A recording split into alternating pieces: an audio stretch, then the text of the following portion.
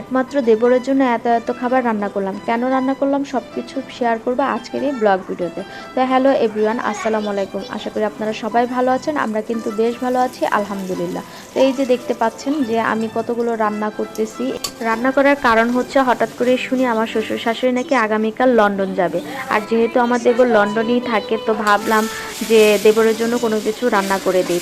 যেই চিন্তা সেই কাজ। তো আনসার বাবা তাড়াতাড়ি বাজার করে নিয়ে এসেছে, আর এইগুলো কিন্তু রাত্রের মধ্যে রান্না করে দেন ফ্রিজিং করতে হবে।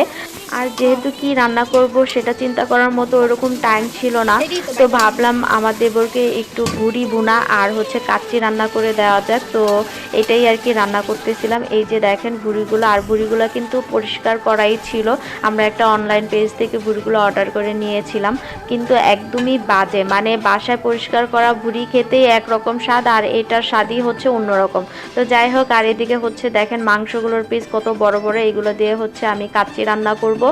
আর হচ্ছে আমার দেবর কিন্তু কাচ্চি খেতে খুবই পছন্দ করে, তো ভাবলাম যে তাকে একটু কাচ্চি রান্না করে পাঠাই। তো এইদিকে হচ্ছে কাচ্চি রান্না করার জন্য যে সকল মশলা, মানে ঘরে তৈরি যে মশলাগুলো লাগে সেগুলো একটু করে নেই।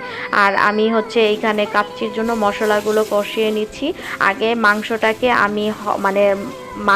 আমি রান্না করে নিব, দেন হচ্ছে চালগুলো দিয়ে ভাপে দিয়ে ফেলবো। হ্যাঁ, আর আমি কাচ্চিটা সবসময় এইভাবেই রান্না করি। আর আরেক চুলো হচ্ছে আমি গরুর ভুঁড়ি ভুনা করতেছিলাম। তো গরুর ভুঁড়িটা ভুনা করার পরে কালারটা এত সুন্দর আসছিল, বাট এটা খেতে কিন্তু অতটা টেস্ট ছিল না। মানে একদম অনেস্টলি আমি বললাম, আমার কাছে একদমই ভালো লাগে নাই।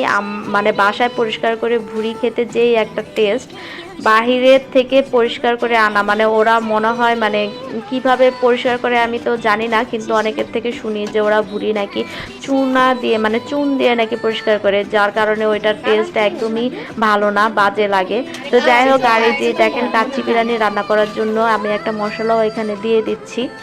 এখানে হাতে তৈরি মশলাও ছিল, আবার হচ্ছে রেডিমেড মশলাও ছিল। তো আমি মাংসগুলোকে ফার্স্টে এই পাতিলে রান্না করতেছিলাম, বাট আমি একদমই ভুলে গিয়েছিলাম যে মাংসটা যখন কষানো কষানো ভাব হবে তখন কিন্তু নিচে দিয়ে লেগে যায়। তো পরবর্তীতে আমি পাতিলটা চেঞ্জ করে নন স্টিকের পাতিলটা নিয়েছি। তো এখানে আমি মাংসগুলোকে ভালো করে আর কি মানে ভালো করে সিদ্ধ করে নেব। তো এইদিকে হচ্ছে কিছুটা পেঁয়াজ বেরেস্তা করে রেখেছিলাম, সেগুলো এখানে ছিটিয়ে দিচ্ছি। আর এই যে দেখেন, মানে কালারটা এত জোস আসছে, বাট এটার টেস্ট একদমই আমার কাছে ভালো লাগেনি এই ভুড়ি বোনাটা। তো যাই হোক, কি আর করার, কিছুই করার ছিল না, একদম শর্ট টাইমে করেছি। আর এই যে দেখেন আমার কাচ্চি রান্না কিন্তু শেষ। এখন হচ্ছে আমি বাটি বাটি করে ফ্রিজে রেখে দেব। বুঝতেই পেরেছেন আমি কেন এত এত রান্না করলাম, মানে আমার দেবরের কাছে খাবারগুলো পৌঁছানোর জন্য। যাই হোক, আজকের মতো এখানেই বিদায় নিচ্ছি। আল্লাহ হাফেজ, আসসালামু আলাইকুম।